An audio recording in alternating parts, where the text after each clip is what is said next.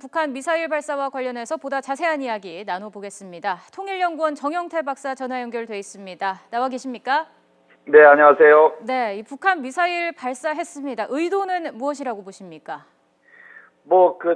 이 중거리 미사일은 역시, 미국을 겨냥한 그런 측면이 사실 강합니다. 네. 미국의 한미연합 군사력이라든가 이런 것을 무력화시키기 위한 하나의 그것이 있고, 네. 그 다음에 보다 더 이제 본격적으로는 미국과의 직접적인 협상을 이끌어내서 주한미군 철수라든가 이런 것을 이제 궁극적으로 원하고 있다 이래 볼 수가 있죠. 네, 이 북한이 쏜 미사일이 무수단으로 추정이 된다고 하는데 정확히 네. 무수단이 뭔지 설명을 좀 해주시죠. 무수단리는 본래 이게 소련의 SLBM이라고 해가지고 네. 잠수함에서 미사일을 발사하는 그것을 이제 개조해서 이것을 만들었다고 볼 수가 있고요. 네. 그 다음에 이게 이제 장거리라기보다는 중거리 수준의 한 3,000km에서 4,000km 정도의 사거리를 갖고 있는 겁니다. 그래서 이것이 이제 겨냥을 하는 것은 미국의 괌이라든가 괌 기지, 군사 기지 이런 정도는 어느 정도 타격을 할 수 있는 그런 정도의 위력을 갖고 있습니다. 네. 그렇기 때문에 지금 중거리 미사일을 집중적으로 북한이 쏴 올리는 것은 여기에다가 소위 핵탄두를 실어가지고 핵위협을 할 수 있는 그런 나름대로 강력한 무기라고 볼 수가 있습니다. 네, 이번에 발사 실패로 보인다라는 소식을 전해드렸었는데 연이어서 네. 이렇게 실패하는 이유가 뭘까요? 아마도 이것을 이제 조금 전에 얘기 드린 것과 마찬가지로 소련식 SLBM 그거 미사일을 그대로 네. 무수단 이 중거리 미사일로 이제 발전시켜 사실은 그대로 시험 없이 실전 배치를 한 것 같아요. 네네. 그러니까 이제 시험 없이 실전 배치를 한 것은 이것이 많은 것이 허구다는 것이 드러나게 됐고, 그 다음에 그만큼 이제 북한의 이런 미사일 기술이라든가 이런 것들은 일방적으로 많은 시험을 거치고 확인을 거치고 이런 것이 아니라 예. 일방적으로 모방해서 만든 그런 무기의 허점이라고 볼 수가 있습니다.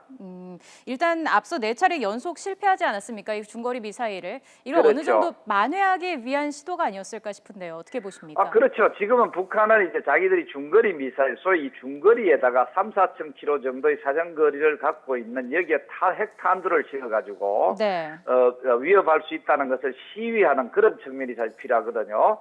자, 그렇다면은 중거리 미사일이 여러분 이미 실전 배치되어 있는 것을 네. 이제 사실적으로 자기들이 가능한 그런 무기라는 것을 보일 필요가 있죠. 그렇기 때문에 아마 이번에도 실패했다고 한다면은 또 연이어 계속 지속적으로 하게 될 겁니다. 그렇게 함으로써 비로소 이제 중거리 정도의 3,4,000km 정도의 핵탄두를 실어서 소위 미국을 위협할 수 있다 하는 소위 핵국가로서의 나름대로의 명성이랄까 네. 이런 것을 과시한다 이래 볼 수가 있습니다.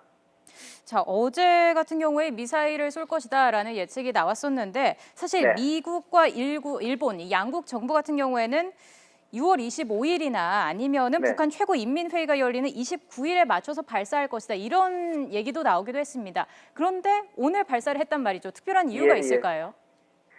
이것은 이제 두 멘트가 다 비슷하게 맞는 것 같습니다. 왜 네. 그러냐면 6.25 같은 것이라든가 최고인민회의라든가 겨냥을 하는 그런 측면이 항상 있는데 북한이 이제까지도 자세히 보시면은 이런 좀 시위성 있는 그런 시험 군사적 시험이라든가 이런 것은 주로 큰 무슨 중요한 행사를 앞두고 하는 경향이 강합니다. 네. 그것은 그야말로 이러한 무수단 시험 발사라든가 이런 것은 주의 어떤 이목을 이끌기 위한 그런 목적이 강하거든요.